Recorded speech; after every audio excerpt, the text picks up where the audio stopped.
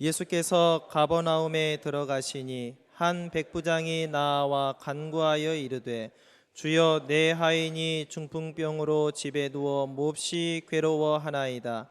이르시되 내가 가서 고쳐주리라.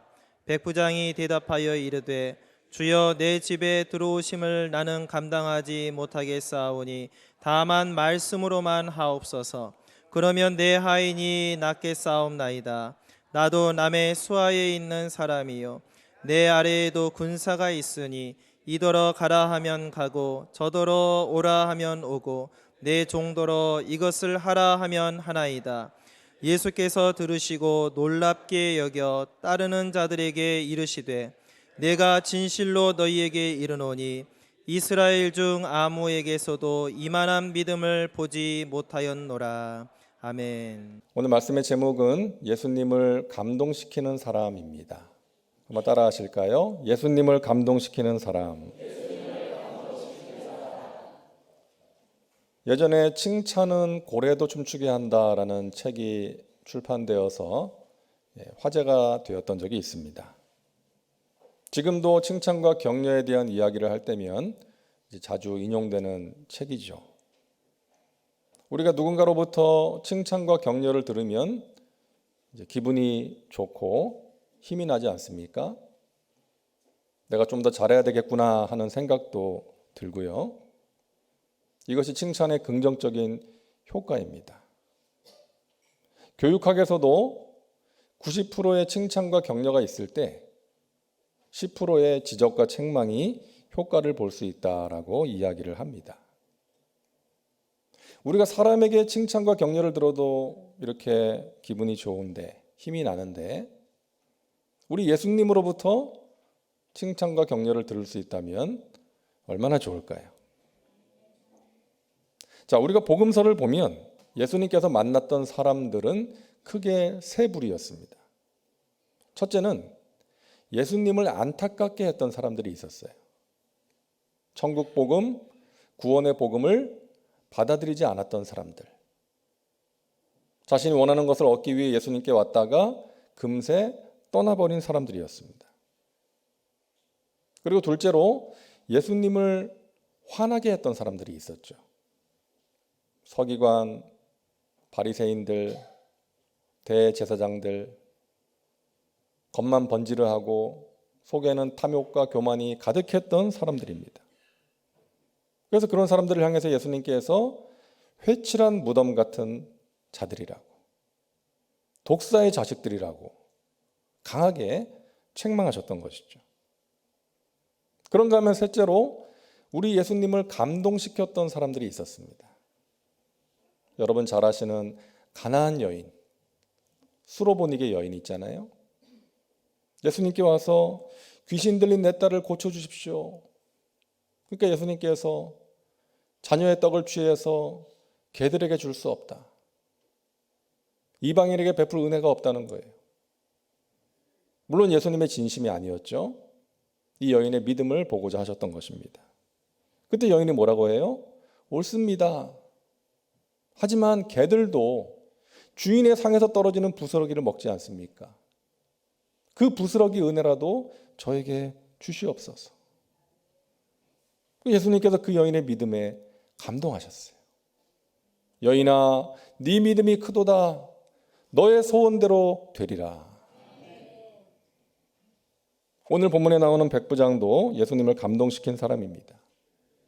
백부장은 로마 군대의 장교인데요.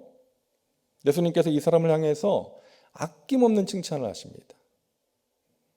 오늘 10절 말씀을 우리 같이 읽겠습니다. 예수께서 들으시고 놀랍게 여겨 따르는 자들에게 이르시되 내가 진실로 너희에게 이르노니 이스라엘 중 아무에게서도 이만한 믿음을 보지 못하였노라. 아멘. 예수님께서 말씀하세요. 야, 내가 이런 믿음 처음 봤다. 훌륭한 믿음이구나. 감동을 하신 거예요. 간혹 보면 이런 사진을 SNS에 올리는 분들이 있더라고요. 생일날 이제 자녀에게 선물을 받은 거예요. 그래서 자녀가 준 용돈이나 선물을 찍어서 이제 올리는 분들이 있더라고요. 왜 그러는 거예요? 감동한 거예요. 마음이 너무나 좋은 거예요. 야, 얘가 이제 이렇게 다 컸구나. 부모 생일도 챙길 줄 알고 감동해서 그러는 것이죠. 여러분, 우리가 성탄절을 앞두고 있는데 우리는 이 땅에 오신 예수님의 그 사랑과 희생으로 구원받아서 하나님의 자녀가 되었습니다. 우리는 우리를 감동시켜 주신 예수님의 그 은혜에 감동해서 예수님을 믿고 따르게 된 거 아닙니까? 우리를 감동시켜준 예수님을 우리도 감동시킬 수 있어야 되겠습니다. 예수님께서 우리를 보시면서 사랑하는 아무개야, 네 믿음이 크구나. 너의 소원대로 되리라. 너의 마음이 귀하다. 너의 헌신이 귀하다. 내가 너를 기뻐한다. 칭찬받는 주님의 백성들 되시기를 주님의 이름으로 축원합니다. 그것이 우리가 예수님께 드릴 수 있는 가장 귀한 선물인 것입니다. 자, 그렇다면 백부장의 어떤 모습이 예수님을 감동시켰을까요? 첫째로 말씀의 능력을 믿는 믿음이었습니다. 백부장이 예수님께 와서 중풍병에 걸린 하인을 고쳐달라고 간청을 합니다. 그러자 예수님께서 가서 고쳐주겠다라고 말씀하세요. 근데 백부장이 말합니다. 8절을 우리 같이 읽겠습니다. 주여, 내 집에 들어오심을 나는 감당하지 못하겠사오니 다만 말씀만으로 하옵소서. 그러면 내 하인이 낫겠사옵나이다. 예수님, 직접 가지 않으셔도 됩니다. 말씀만 하시면 내 하인이 나을 것입니다. 여러분, 놀라운 믿음이죠? 이때까지 이런 고백을 한 사람이 없었어요. 구약 시대에도 하나님의 종들이 병자를 만져서, 안수해서, 터치해서 병이 나았죠. 그래서 나아만 장군이 엘리사를 찾아왔을 때 엘리사가 나와보지도 않고 이제 요단강에 가서 몸을 씻으라고 하니까 막 화를 내잖아요. 그러면서 뭐라고 합니까? 나는 선지자가 나와서 내 몸에 손을 얹고 하늘을 향해서 기도할 줄 알았다. 그러면서 화를 냈잖아요. 그러니까 엘리사가 나와서 자기를 맞이해주고 자기 몸에 손을 얹고 기도해줄 줄 알았는데 근데 그러질 않으니까 화를 낸 거죠. 예수님 당시에도 사람들은 예수님이 만져주시기를 바라고 예수님께서 안수기도 해주시기를 바라면서 예수님께 모여들었던 것 아닙니까? 근데 지금 백부장은 그러실 필요가 없다는 거예요. 직접 가서 손을 얹고 기도해 주시지 않아도 말씀만 하시면 내 하인이 나을 것입니다. 믿음의 고백을 하는 것입니다. 일반적으로 사람들은 몸이 아파서 자리에 누워 있으면 주의 종이 신방 와주기를 바라고 손을 얹고 기도해 주기를 바라고 전화라도 해주기를 바라지 않습니까? 그런데 목사님, 전도사님 오실 필요 없어요. 그냥 기도하실 때 저를 위해서 한마디만 해주시면 제가 나을 거예요. 이런 믿음인 거예요. 지금 백부장이 그러는 것입니다. 그러면서 뭐라고 말합니까? 9절을 보니까 나도 남의 수하에 있는 사람이요 내 아래에도 군사가 있으니 이더러 가라 하면 가고 저더러 오라 하면 오고 내 종도로 이것을 하라 하면 하나이다. 이게 무슨 말입니까? 예수님께서 천지를 다스리시는 하나님의 아들이라는 것을 인정하는 거예요. 질병도 그 어떤 문제도 하나님의 권위 아래에 있기 때문에 하나님의 아들이신 당신의 말씀만으로 내 하인이 나을 것입니다. 이 믿음에 우리 예수님께서 감동을 받으신 거죠. 사랑하는 여러분, 저와 여러분에게 이와 같은 믿음이 있기를 바랍니다. 말씀의 능력이 있습니다. 하나님 말씀의 능력이 있습니다. 그 말씀이 죽어가는 자를 살립니다. 절망 가운데 있던 사람에게 희망의 빛이 되는 거예요. 어둠 속에서 한 줄기 빛을 보게 되는 것입니다. 주님이 주시는 말씀을 통해서. 여러분, 사람이 해주는 격려의 말, 긍정의 말만 들어도 우리 마음이 달라지잖아요. 누군가가 긍정적인 말, 믿음의 말을 해주면 마음에 있던 어둠이 물러가고 희망이 생기잖아요. 그래, 할 수 있어. 하면 돼. 해보자. 이렇게 되는 거 아닙니까? 하물며 하나님의 말씀이 어떻겠습니까? 하나님이 주시는 말씀이 임하면 우리의 마음과 생각이 달라집니다. 어둠이 물러갑니다. 믿음이 생기는 거예요. 병실에 누워있는 환자라고 다 같은 환자가 아니죠. 하나님을 향한 믿음이 있는 사람, 하나님이 주시는 말씀을 붙들고 있는 사람은 회복 속도가 다른 것이죠. 여러분, 우리 성령님은 예수님의 영이십니다. 우리 예수님께서 지금도 우리와 함께 하시는데 성령님으로 함께 하시는, 예수님께서 지금도 우리에게 말씀하시는데 성령님을 통해서 말씀하십니다. 말씀으로 깨닫게 하시고 그 말씀으로 우리의 나갈 길을 알게 하시고 말씀으로 힘과 용기를 주시는 것입니다. 여러분, 오늘 본문의 백부장은 이방인이에요. 신앙에 있어서 초보자라고 할 수 있습니다. 그런데 이렇게 귀한 믿음을 가지고 있어요. 복음서를 보면 예수님께서 내 믿음이 크도다라고 칭찬하시는 사람들은 대부분 뜻밖의 사람들이에요. 오늘 백부장이 그랬고 가나안 여인이 그랬고 천대받던 사람들이었습니다. 반대로 책망받은 사람들은 어떤 사람들이었어요? 제사장, 서기관, 바리새인들, 많이 안다라고 생각하는 사람들, 사람들을 가르치고 이끄는 지도자들이었어요. 제자들도 믿음이 작은 자요라는 말씀을 듣지 않았습니까? 오늘날도 그런 것 같아요. 예수님께서 믿음이 작은 자요, 너 어쩌려고 그러냐?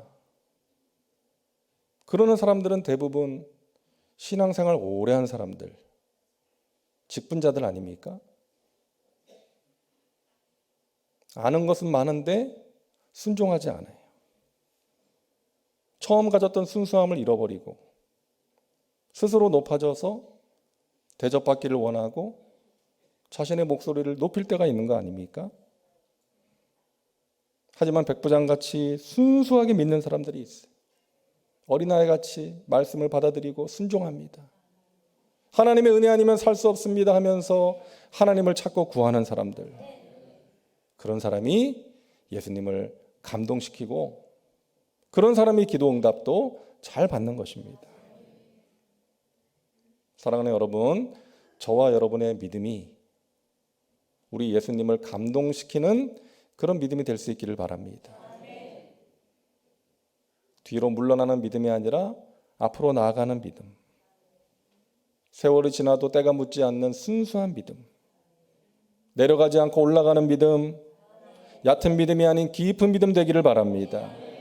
믿음이 이기네, 믿음이 이기네, 주 예수를 믿음이 온 세상 이기네. 여러분, 믿음으로 승리하시기 바랍니다. 믿음으로 승리하시고 우리 주님의 마음에 기쁨을 드리는 저와 여러분 되시기를 간절히 바랍니다. 둘째로, 예수님은 백부장의 연약한 자를 향한 사랑의 감동을 받으셨습니다.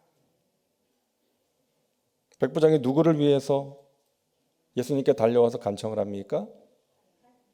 자기 집에서 일하는 하인을 위해서 그렇게 한 거예요. 하인이 걸린 병이 어떤 병입니까? 중풍병. 일을 해야 되는 사람이 마비가 와서 누워 있는 거예요. 그러면 보통 주인이라면 어떻게 하겠어요? 요양원으로 보내든지 하고 다른 하인을 구해서 일을 시킬 겁니다. 그런데 지금 백부장은 그 병에 걸린 하인을 위해서 예수님께 달려와서 간청을 하고 있는 거예요. 같은 내용이 기록되어 있는 누가복음 7장을 보면 백부장이 사랑하는 종이라고 되어 있습니다. 그러니까 백부장은 이 하인을 아끼고 사랑했던 거예요. 여러분, 백부장의 모습은 진정한 리더의 모습 아닙니까? 오늘날 리더의 자리에 앉아있는 사람들은 많지만 자기와 함께하는 사람을 사랑으로 섬기는 리더는 많지 않은 것 같습니다. 많은 리더들이 자기와 함께하는 사람들을 사랑하지 않고 이용하려고 합니다. 그들 위해 군림하려고 합니다. 그들의 말에 귀를 기울이지 않고 그들을 사랑으로 배려하지 않고 자기가 원하는 대로 자기 생각대로 끌고 가려고 하는 거예요. 리더십의 용기라는 책에 나오는 내용입니다. 내 인생과 리더십을 재는 잣대는 결국 사랑이 될 것이다. 나는 비전의 사람이 되기보다 사랑의 사람이 되고 싶다.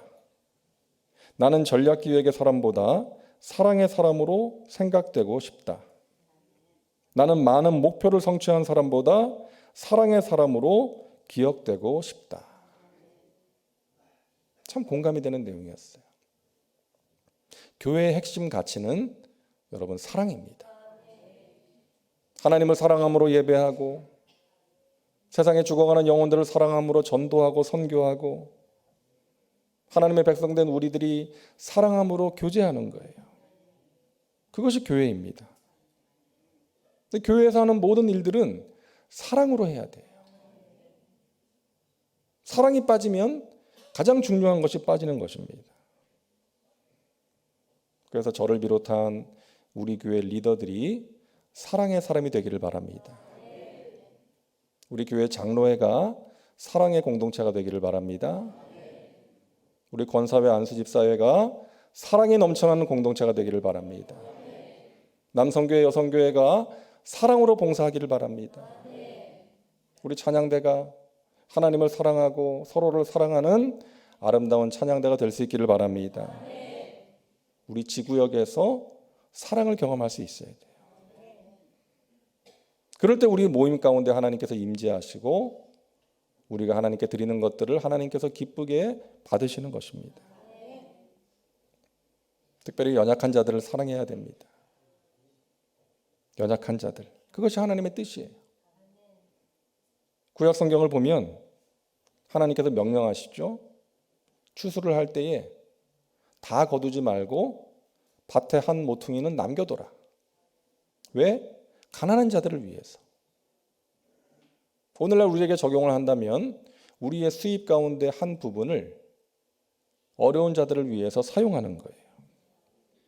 연약한 자들, 병이 들어서 힘들어하는 자들, 가진 것이 없어서 힘들어하는 자들에게 위로와 사랑을 전할 수 있어야 하는 것입니다.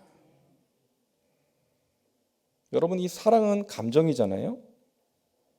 근데 우리의 감정이라는 것은 상대방이 어떻게 하느냐에 따라서 달라져요. 그죠? 상대방이 나한테 잘하면 사랑의 감정이 생기고 나한테 잘못하면 그 감정이 사라져요. 내 기분이 좋으면 사랑하기가 좋고요. 내 기분이 나쁘면 사랑하기가 어려워요. 그래서 사랑을 지속하기 위해서, 사랑하라는 말씀에 순종하기 위해서는 의지가 필요합니다. 사랑하겠다는 의지, 또 상대방을 서로를 이해하려는 의지가 필요한 거예요. 왜 저 사람이 저랬을까? 왜 저 사람이 저럴 수밖에 없었을까? 왜 저 사람이 저런 말을 했을까? 이해하기 위해서 생각하다 보면 이해가 될 때가 있어요. 그래서 여러분, 의지가 있어야 돼요. 그런데 의지만으로는 안 되잖아요. 의지가 약하기 때문에. 그래서 우리의 그 의지가 기도로 이어져야 되는 것입니다. 우리가 왜 기도합니까? 우리의 의지만으로는 하나님 말씀대로 살 수 없기 때문이에요. 우리 의지가 약해서 하나님의 기쁨이 될 수가 없기 때문에 하나님이 주시는 힘과 용기와 능력을 공급받기 위해서 기도하는 거 아닙니까? 순종하기 위해서, 사랑하기 위해서, 두려움을 이기기 위해서, 범사에 감사하기 위해서 우리가 기도하는 것입니다. 오늘 우리가 기도할 때 사랑할 수 있기를 위해서 기도하면 좋겠어요. 여러분, 사랑하기를 포기하지 마세요. 내가 저 사람은 사랑하지 않을 거야, 사랑할 수 없어, 그러지 마시고 사랑할 수 있기를 위해서 여러분 기도하시기를 바랍니다. 그리고 우리 자신만을 위해서가 아니라 우리 주위에 있는 연약한 지체들, 어려운 사람들을 위해서 우리가 간절히 기도할 때 하나님께서 그 백부장의 간청을 기뻐하신 것처럼 우리의 기도를 기뻐하시고 응답해 주실 줄로 믿습니다. 셋째로, 예수님은 백부장의 겸손에 감동을 받으셨습니다. 오늘 6절 말씀 우리 같이 읽겠습니다. 이르되 주여 내 하인이 중풍병으로 집에 누워 몹시 괴로워하나이다. 예수님을 뭐라고 불러요? 주여라고 불렀어요. 여러분, 당시 사람들은 윗사람이나 존경하는 사람들을 부를 때 랍비어라고 불렀습니다. 근데 지금 백부장은 주여라고 부르는 거예요. 그래도 나름 로마 군대의 장교인데 이름 없는 유대 청년 예수님에게 주여라고 부르는 거예요. 이 호칭은 종이 주인을 부를 때 사용하는 호칭입니다. 여러분, 하나님 앞에서의 겸손은 자기를 낮추는 것뿐만이 아니라 하나님을 높이는 거예요. 그래서 우리가 하나님께 찬양 드리고 경배를 드리면 하나님께서 기뻐하세요. 하나님을 하나님으로 인정하는 것이기 때문에. 하나님이 나의 왕이십니다. 하나님은 전능하십니다. 좋으신 하나님, 높임을 받으시옵소서. 그것이 우리의 찬양과 경배이기 때문입니다. 여러분, 교만을 경계해야 됩니다. 인류의 불행이 교만으로부터 시작됐어요. 아담과 하와를 유혹한 뱀의 유혹이 뭐였습니까? 너가 이거 먹으면 눈이 밝아져서 하나님처럼 될 거야. 이 말이었잖아요. 여러분, 인간이 하나님처럼 되려고 하는 그 마음이 교만 중에 교만인 것입니다. 하나님처럼 말하고 행동해요. 자신이 전지전능한 것처럼 살아가는 사람들이 있습니다. 내 뜻대로 마시옵고 아버지의 뜻대로 되기를 원합니다 하면서 하나님의 뜻을 구해야 되는데 자신의 뜻대로 하려고 합니다. 그것이 교만이에요. 교만이 불순종으로 이어졌죠. 하나님이 먹지 말라고 분명히 말씀하셨는데 선악을 알게 하는 나무의 열매를 먹었습니다. 그 결과 정령 죽으리라. 사망이 오게 됐어요. 이 사망은 뭡니까? 하나님과의 관계의 단절이에요. 영적인 죽음. 하나님과 친밀한 관계 속에서 하나님과 함께 교제하면서 동물의 이름을 짓고 했던 아담이 하나님의 얼굴을 피해서 숨잖아요. 하나님의 음성 앞에서 두려워합니다. 이것이 사망이에요. 영적인 죽음. 하나님과의 관계가 단절된 거예요. 그러므로 영혼이 잘못된 같이 범사가 잘못되며 강건하지 못한 삶을 살게 되는 것입니다. 영적인 사망이에요. 그 인류의 불행을 해결하기 위해서 우리 예수님이 이 땅에 오신 줄로 믿습니다. 예수님을 믿음으로써 하나님과의 단절되었던 관계가 회복됩니다. 영혼이 잘된 같이 범사가 잘되며 강건한 복을 누리게 되는 것입니다. 그래서 우리가 이 땅에 오신 예수님을 기쁨으로 찬양하는 것이죠. 우리 예수님께서 말씀하셨죠. 수고하고 무거운 짐진 자들아 다 내게로 오라. 내가 너희를 쉬게 하리라. 그 다음에 뭐라고 하세요? 나는 마음이 온유하고 겸손하니 나의 멍에를 메고 내게 배우라. 그리하면 너희 마음이 쉼을 얻으리니. 우리 예수님은 온유하고 겸손하신 분이십니다. 그래서 그 예수님을 믿고 따르는 사람들, 하나님의 아들이신 그분이 하늘 보좌를 버리시고 낮고 천한 인간의 모습으로 이 땅에 오신 그 지극한 겸손을 보여주신 그 예수님을 믿고 따르는 사람들, 우리가 그 예수님을 바라보면서 살면 겸손해질 수밖에 없는 것입니다. 내가 겸손해야지 하면서 노력한다고 되는 게 아니라 예수님을 바라보면 예수님 앞에서 어떻게 교만할 수가 있습니까? 그저 우리는 작은 자일 뿐이고 주님의 은혜가 없이는 살아갈 수 없는 자일 뿐이고 주님의 그 놀라운 사랑과 은혜를 받은 자들이기에 겸손하게 되는 것입니다. 그럴 때 우리의 마음이 쉼을 얻게 되는 거예요. 목회를 하다 보면 많은 사람들을 만나게 되잖아요. 근데 하나님께서 복을 주시고 귀하게 사용하는 사람들을 보면 모두가 한결같이 겸손하신 분들입니다. 그런 분들에게서 예수님의 향기가 나는 거예요. 사랑하는 여러분, 겸손을 구하시기를 바랍니다. 하나님, 제가 겸손한 자 되게 하여 주세요. 저의 사랑하는 자녀들이 겸손하게 하여 주세요. 그러기 위해서 예수님을 믿고 따르고 예수님을 바라보며 살게 하여 주옵소서. 너무나 중요한 성품이기 때문입니다. 하나님의 은혜를 체험하기 위해서, 하나님이 주시는 복을 받아 누리기 위해서, 또 다른 사람들에게 선한 영향을 끼치기 위해서 이 겸손은 우리에게 꼭 필요한 너무나 더 중요한 덕목인 것입니다. 그래서 축구선수 손흥민 선수 아버지가 그러잖아요. 자기 아들은 절대로 월드 클래스가 아니래. 세계 최고의 리그, 그 영국 프리미어 리그에서 득점왕까지 했는데 다른 사람들은 다 월드 클래스라고 하는데 막 손사래를 치잖아요. 아니라고. 왜 그러는 것입니까? 혹시나 교만해질까 봐. 교만이 가장 큰 적이라는 것을 알기 때문에 그런 것이죠. 여러분, 우리는 하나님의 은혜 아니면 살아갈 수 없는 사람들 아닙니까? 그래서 우리가 날마다 겸손하게 낮아져서 하나님의 은혜를 구해야 되는 것입니다. 모든 것이 은혜입니다. 한량없는 은혜입니다. 그렇게 고백하면서 우리는 살아가야 되는 것입니다.